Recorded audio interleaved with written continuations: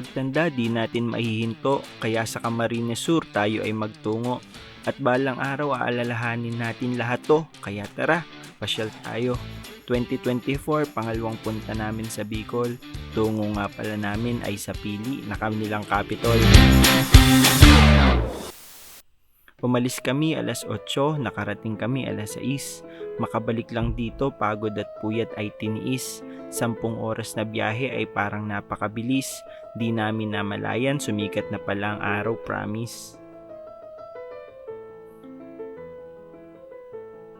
Wala nang pahipahinga, inihanda agad ang katawan.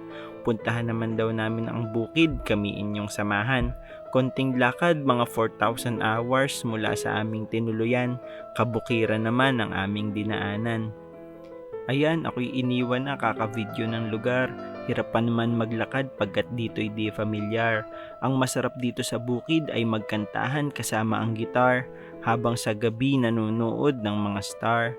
Saan na baga ang punta na re? Bumaba pa roon, ako naman hihintay eh. Hindi baga ako sanay lumakad sa ganare? Ay siya, bahala na si Batman sa akin din eh. Ito pala ang lugar kung saan nang huli kami dati ng tilapia.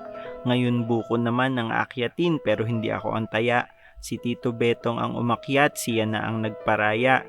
Ihahagis na lang sa amin ang mga biyaya.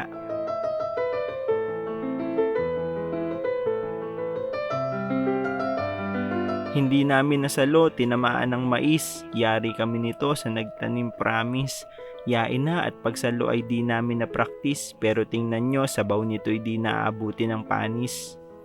Okay, day 2, balik agad kami sa bukid. Nakatikim din naman ng tubo galing dun sa gilid. Ngayong umaga nga pala kukuha kami ng gabi. Para sa tanghali ay di na kami bibili. O siya, bitbiti ang mga dahong higante. Gagataan daw ito, iyon ang kanilang sabi. Hindi bagalaing ang gagawin din ay basta tinapa ang alam kong kapareho na re.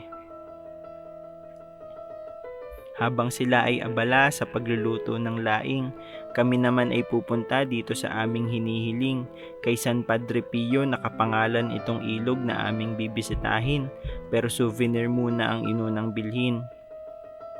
O siya, simulan ang lakad at talagang init na. Excited na sa ilog na aming makikita. Dinig na namin dito ang lagaslas ng tubig, kay sarap naman talaga sa pandinig. Hayan na ang mga batong malalaki. Agos ng tubig, talagang napakaswabe. Kaya naman magbabasaan muna kami dine.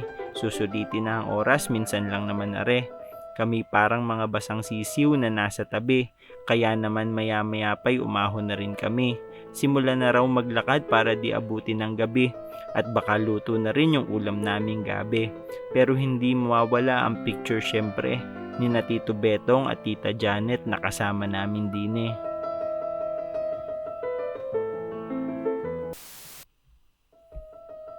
Matapos ang tanghalian, pahinga at ligo, nagpunta naman kami din sa tunay na dinarayo. Our Lady of Peña Francia pinupuntahan ng mga deboto. Hindi namin pinalampas pagkakataong mabisita to. Labas pa lang, ibang-iba na ang pakiramdam. Kaya tara sa loob at ating puntahan. Bisitahin natin ang ina sa kanyang luklukan. Ipagdasal na rin natin ang ating mga kahilingan. Napakaganda naman talaga ng loob ng simbahan. Tahimik, maaliwalas at altar ay talagang iyong mamasdan.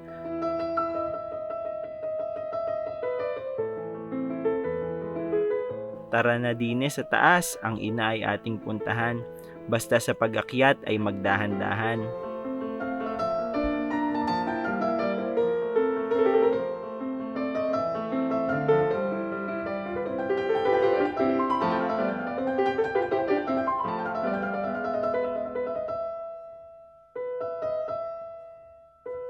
At pagkatapos nga naming magdasal, souvenir shop pupuntahan naming final. Hahanap kami ng maiuuwing special. Silip tayo rito, tarang mamasyal. Iba't ibang imahe iyong makikita. Naghahanap kami ng pasalubong sa aming mga lola. Merong malalaki at maliliit na Our Lady of Peña Francia. Tiningnan talaga namin isa-isa. O ayan, masayang pumasyal dito. Kaya naman lahat ng ito ay alaala hanggang sa dulo. May 3 days pa kami na idadagdag sa aming kwento. Kaya tara, pasyal tayo.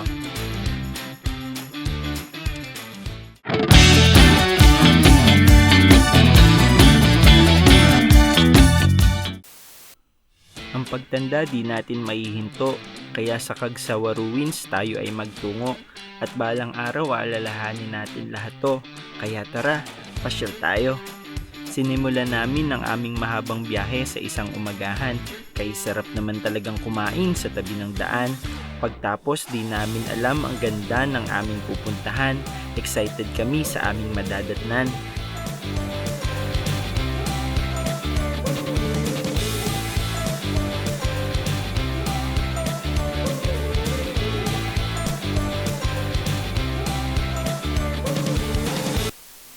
Nakarating na kami sa aming paroroonan, Kagsawa Ruins kung tawagin ng karamihan. Kampanaryo raw ito ng simbahan na noong pumutok ang mayon ay natabunan. Sabi nila marami raw ang nagtago sa loob ng simbahan noong pumutok ang mayon noong 1814 February 1. Subalit di sila nakaligtas, sila ay natabunan kasama ng maraming tao sa buong kabayanan. Ang Kagsawa Ruins daw ay isang alaala ng trahedya.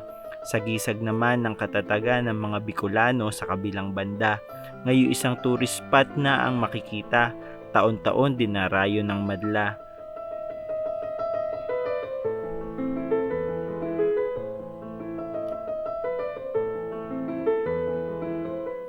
Ito pa ang isang dapat subukan pag nagpunta ka dito sa Kabikulan. Chili ice cream hindi na kailangang pag-isipan, minsan lang mararanasan ang ganitong anghang. Kaya naman inyo nang tikman pag bumisita kayo dito sa aming pinasyalan. May parke rin sila para sa mga gustong masdan. Ang Bulkang Mayon halina't tingnan. Akala namin kami ay pagdadamutan. Naghintay lang kami ng konti at mayon amin nang namasdan.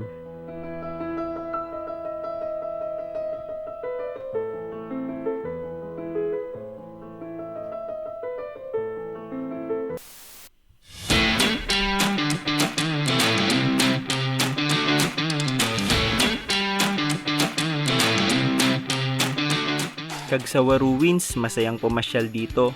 Kaya naman lahat ng ito ay alaala hanggang sa dulo. Di pa tapos, may day 4 pa kaming idadagdag sa aming kwento. Kaya tara, pasyal tayo.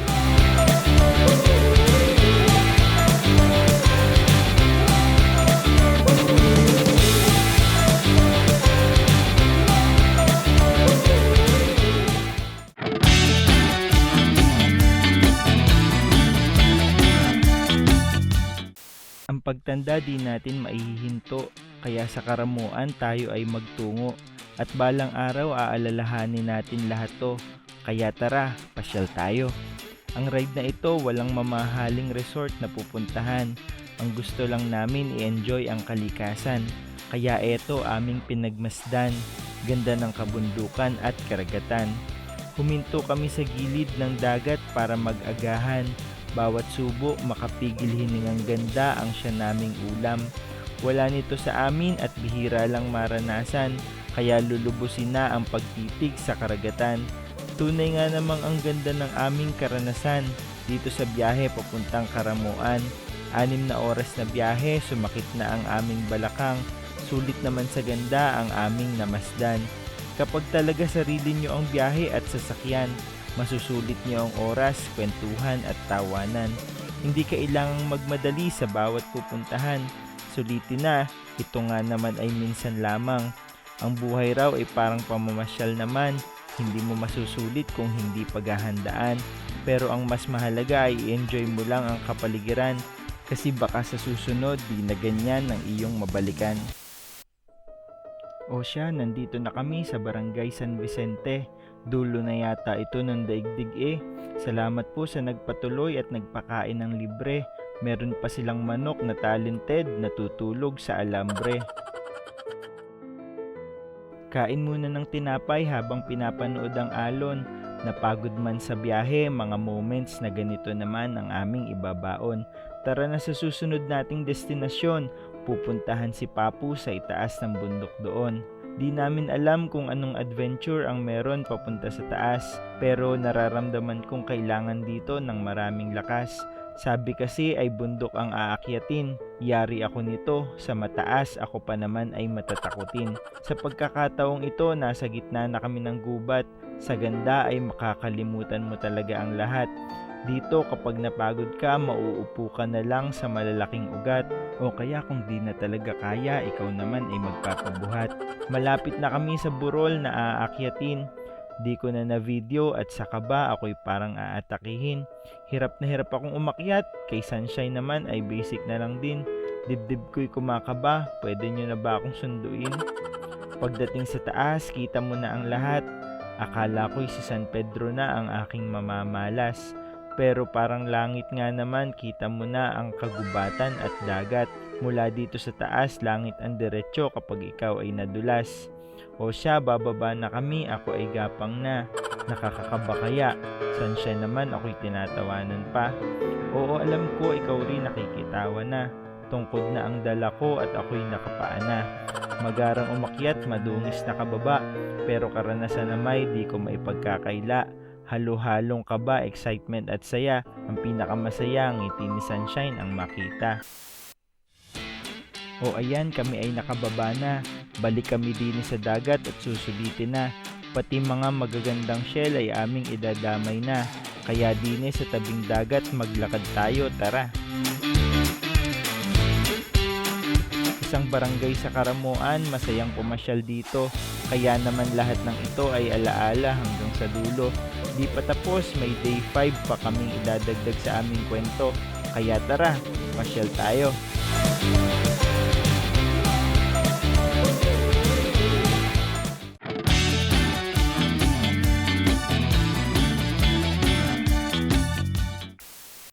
Ang pagtanda di natin maihihinto, kaya sa SM Naga tayo ay magtungo. At balang araw aalalahanin natin lahat to. Kaya tara, pasyal tayo. Biyahe namin papuntang Pili galing sa Karamuan. Nadaanan namin itong matandang simbahan. Tara, pasok tayo at tingnan. Magdasal na rin para sa biyahe tayo ay ingatan. Pagdating sa SM Naga di na napigilan. Tara, tayo muna ay magkantahan.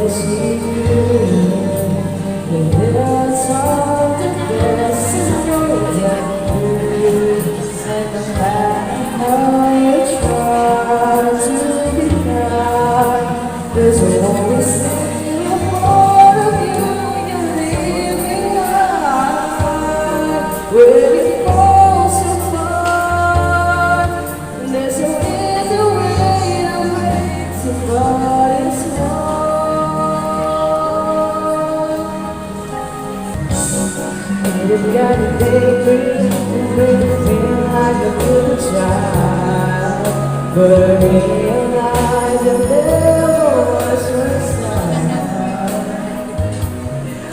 Oh, baby, I know that you bring down, but it's smiling me, you're the way to sound, and I guess you understood. Cause it's like a story, everything she cannot say. When it falls apart, well, there's just no easy way. There's just no easy way. There's no easy way to breathe. So call it so.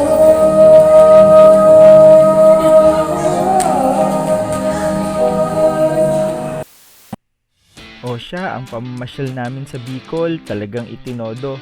Kaya naman lahat ng ito ay alaala hanggang sa dulo.